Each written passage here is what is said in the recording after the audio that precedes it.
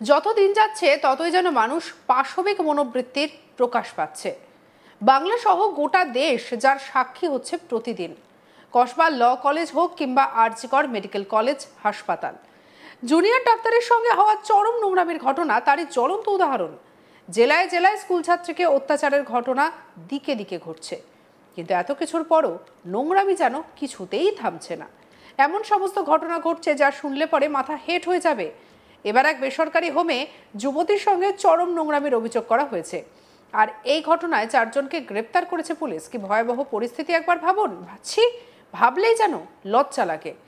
Police সূত্রে জানা গিয়েছে, গত বৃহস্পতিবার শ্রীরামপুর মহিলা থানায় অভিযোগ করেন বছর 26-এর ওই যুবতী।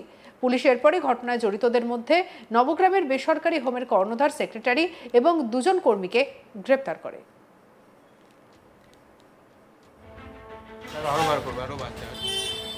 গাড়ি সরাচ্ছি, আগে ওরে ঢোকাক না, যে গাড়ি সরাচ্ছি।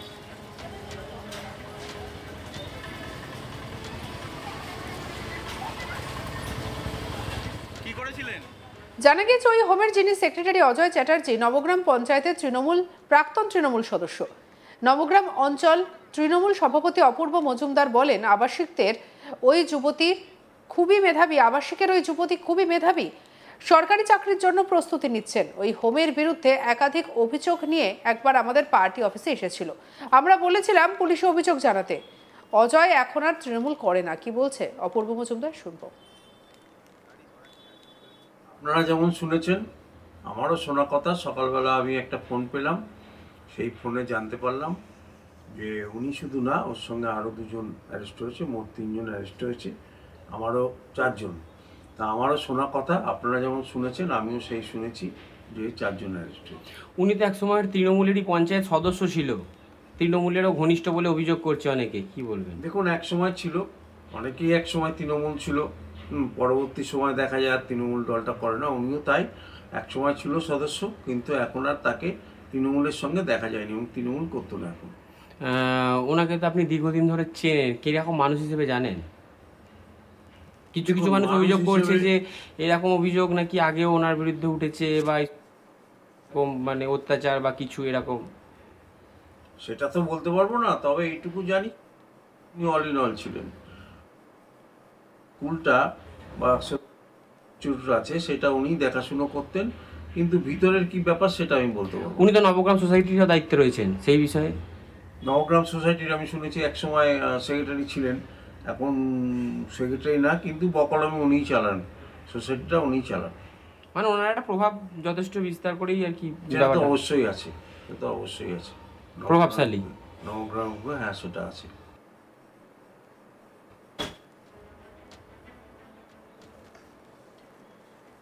বিজেপির নবগ্রাম মণ্ডল সভাপতি রাজেশ রজক বলছেন, ওনাকে আমরা চিনি, ওর অনেকগুলো রূপ আছে। তৃণমূলের সদস্য ছিলেন, যদি অভিযোগ সত্যি হয় তাহলে পুলিশ ব্যবস্থা নিক। তৃণমূল করে তাই পঞ্চায়েতের সঙ্গে ওঠা বসা তো থাকবেই। কি বলছে রাজেশ রজক, শুনবো। দেখুন, যার ব্যাপারে আপনি বলছেন ওনাকে আমরাও চিনি, কিন্তু উনি নবগ্রামে গুণী ব্যক্তি হিসাবেই আমরা চিনি। আরও অনেকগুলো রূপ আছে, সেই রূপটা আমার মনে হয় এইখানকার পঞ্চায়েত প্রধানের থেকেই জিজ্ঞেস করলে ভালো হয়। আর এটা তদন্তর বিষয় আছে, তদন্তর বিষয় কোর্ট যা দেখার দেখবে, এই বিষয়ে আমার কিছু আর বলার নেই। উনি কি নবগ্রাম পঞ্চায়েত, যেটা জানা যাচ্ছে উনি নবগ্রামের একসময় তৃণমূলের পঞ্চায়েত সদস্য ছিলেন? হ্যাঁ, একসময় টিএমসি পঞ্চায়েত সদস্য ছিলেন, আমার কাছে যা খবর আছে। এবার দেখুন, এটা পুরোপুরি তদন্তর বিষয় আছে। এবার যদি উনি দোষী তাহলে তো সাজা পাবেনই। উনি কি প্রধানের খুব কাছের বলেই জানেন? টিএমসি করেন, সে তো এখানে টিএমসি পঞ্চায়েত আছে, তো টিএমসি পঞ্চায়েতের সাথেই তো ওনার ঘনিষ্ঠ থাকবেই, এ তো জানা কথা।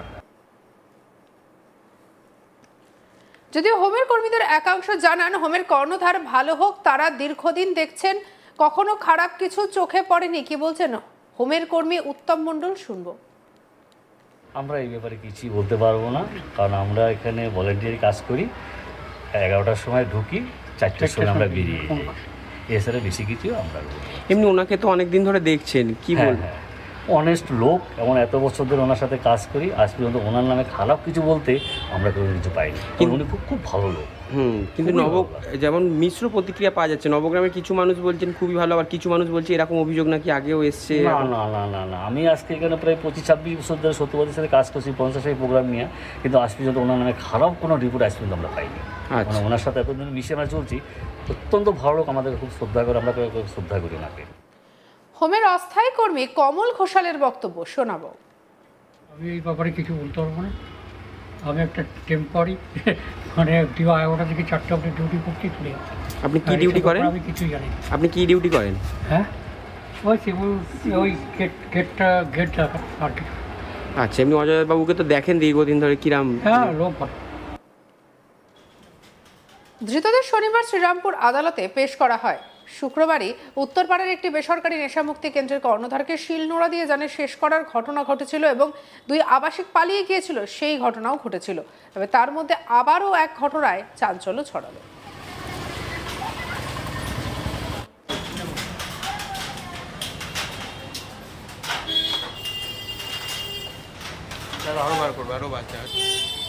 গাড়ি সরাচ্ছি, আগে ওরে ঢোকাক না।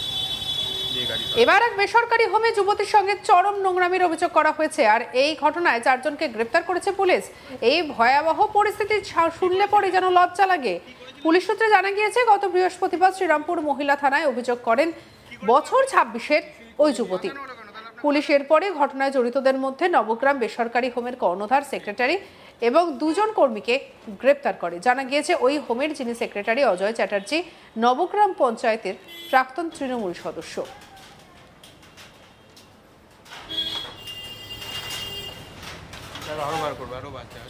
নবগ্রাম অঞ্চল তৃণমূলের সভাপতি অপূর্ব মজুমদার কি বলছেন শুনবো। আপনারা যেমন শুনেছেন, আমারও শোনা কথা। সকালবেলা আমি একটা ফোন পেলাম, সেই ফোনে জানতে পারলাম যে উনি শুধু না, ওর সঙ্গে আরও 2 জন অ্যারেস্ট হয়েছে, মোট 3 জন অ্যারেস্ট হয়েছে, আমারও 4 জন। তা আমারও শোনা কথা, আপনারা যেমন শুনেছেন আমিও সেই শুনেছি যে 4 জন অ্যারেস্ট হয়েছে। উনি তো এক সময় তৃণমূলেরই পঞ্চায়েত সদস্য ছিল, তৃণমূলেরও ঘনিষ্ঠ বলে অভিযোগ করছে অনেকে, কি বলবেন? দেখুন, এক সময় ছিল, অনেকেই এক সময় তৃণমূল ছিল, পরবর্তী সময় দেখা যায় আর তৃণমূল দলটা করে না। উনিও তাই, এক সময় ছিল সদস্য, কিন্তু এখন আর তাকে তৃণমূলের সঙ্গে দেখা যায়নি এবং তৃণমূল করতো না এখন। ওনাকে তো আপনি দীর্ঘদিন ধরে চেনেন, কিরকম মানুষ হিসেবে জানেন? কিছু কিছু মানুষ অভিযোগ করছে যে এরকম অভিযোগ নাকি আগেও ওনার বিরুদ্ধে উঠেছে, বা মানে অত্যাচার বা কিছু এরকম। সেটা তো বলতে পারবো না, তবে এইটুকু জানি উনি অল ইন অল ছিলেন। স্কুলটা বা আছে সেটা উনি দেখাশুনো করতেন, কিন্তু ভিতরের কি ব্যাপার সেটা আমি বলতে পারবো। উনি তো নবগ্রাম সোসাইটির দায়িত্বে রয়েছেন, সেই বিষয়ে। নবগ্রাম সোসাইটির আমি শুনেছি এক সময় সেক্রেটারি ছিলেন, এখন সেক্রেটারি না, কিন্তু বকলমে উনিই চালান। সঙ্গে রাখুন আজ তাক বাংলাকে অন্যান্য খবরের জন্য সাবস্ক্রাইব করতে ভুলবেন না।